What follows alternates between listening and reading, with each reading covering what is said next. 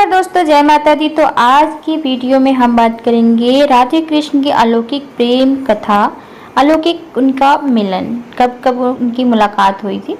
तो चलिए वीडियो शुरू करते हैं। देवी राधा को पुराणों में श्री कृष्ण की शाश्वत जीवन संगनी बताया गया है। ब्रह्मा वैवर्त पुराण में बताया गया है कि राधा और कृष्ण का प्रेम इस लोक का नहीं बल्कि परलोक है। सृष्टि के आरंभ से और सृष्टि के अंत होने के बाद भी दोनों नित्य गोलोक में वास करते हैं। राधा कृष्ण की अलौकिक प्रेम कहानी से हर कोई परिचित है। उन दोनों का मिलना और फिर मिलकर बिछड़ जाना, शायद यही उन दोनों की नियति थी। पुरानी कथाओं में कृष्ण को रास लीला करते दर्शाया गया है। उन्हें एक प्रेमी और कुशल कूटनीति के रूप में प्रदर्शित किया गया है। वहीं राधा को हर समय कृष्ण के प्रेम में डूबी हुई प्रेमिका के तौर पर वर्णित किया गया है। लेकिन लौकिक जगत में श्री कृष्ण और राधा का प्रेम मानवीय रूप में था और इस रूप में इनके मिलन और प्रेम की शुरुआत भी बड़ी रोचक कथा है। एक कथा के अनुसार देवी राधा और श्री कृष्ण की पहली मुलाकात उस समय हुई थी जब देवी राधा 11 माह की थी और भगवान श्री कृष्ण सिर्फ 1 दिन के थे। मौका था कि श्री कृष्ण का जन्मोत्सव मान्यता है कि देवी राधा भगवान श्री कृष्ण के से 11 माह बड़ी थी और कृष्ण के जन्मोत्सव पर अपनी माता कीर्ति के साथ नंदगांव आई थी। यहाँ श्री कृष्ण पालने में झूल रहे थे और राधा माता की गोद में थी।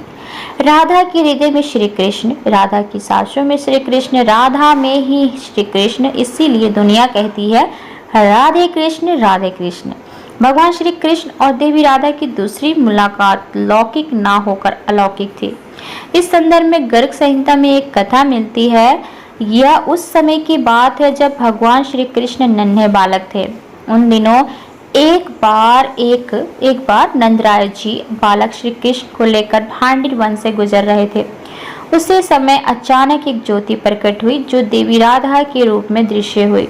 देवी राधा के दर्शन पाकर नंदराय जी नंदित हो गए। राधा ने कहा श्री कृष्ण को उन्हें सौंप दे। नंदराय जी ने श्री कृष्ण को राधा की गोद में दे दिया। श्री कृष्ण बाल रूप त्याग कर किशोर बन गए। तभी ब्रह्मा जी भी वहां उपस्थित हुए। ब्रह्मा जी ने कृष्ण का विवाह राधा से करवा दिया। कुछ समय तक कृष्ण राधा के संग इसी वन में रहे। फिर देवी राधा ने कृष्ण को उनके बाल रूप में नंदराय जी को सौंप दिया। तीसरी मुलाकात में हुआ लौकिक प्रेम। राधा कृष्ण की लौकिक मुलाकात और प्रेम की शुरुआत संकेत नामक स्थान से जाना जाता है। नंदगांव से 4 मील की दूरी पर बसा है बरसाना गांव।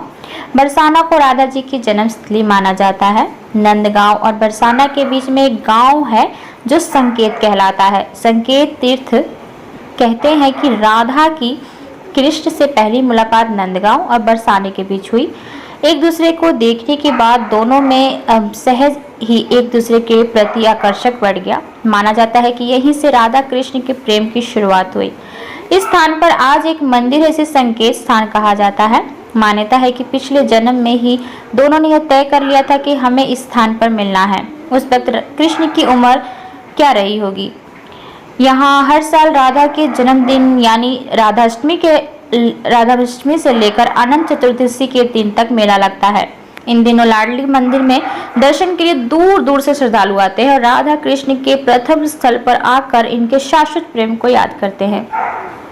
इस स्थान के विषय में मान्यता है कि यहीं पर पहली बार भगवान श्री कृष्ण और राधा जी का लौकिक मिलन हुआ। हर साल राधा अष्टमी यानी भाद्र शुक्ल अष्टमी से चतुर्दशी तिथि तक यहाँ मेला लगता है। राधा कृष्ण के प्रेम को याद कर भक्तगण आनंदित होते हैं। इस स्थान का नाम संकेत क्यों हुआ, इस विषय में कथा है। जब श्री कृष्ण राधा के पृथ्वी पर प्रकट होने का समय आया तब एक स्थान निश्चित हुआ जहाँ दोनों का मिलना तय हुआ। मिलन का स्थान सांकेतिक था, इसलिए संकेत कहलाया। ये बात तो हम अक्सर सुनते आए हैं कि राधा और कृष्ण केवल प्रेमी प्रेमिका थे। उन दोनों में वैवाहिक नहीं बल्कि आध्यात्मिक रिश्ता था। कृष्ण की प्रेम बांसुरिया सुन भई फुरार प्रेम दीवानी। जब जब कान्हा मुरली बजाए दौड़ी दौड़ी आए राधा रानी। कर्तव्य पथ पर जाते जाते केशव गए थे रूप। देख दशा राधा रानी ब्रह्मा भी गए थे छुप। सुध बुद्ध खो रही राधा रानी, इंतजार अब सहा न जाए। कोई कह दे सांवरे से वो जल्दी राधा के पास आए। मधुबन में भले ही कान्हा किसी गोपी से मिले, मन में तो राधा के ही प्रेम है सबके प्रेम के हैं फूल खिले।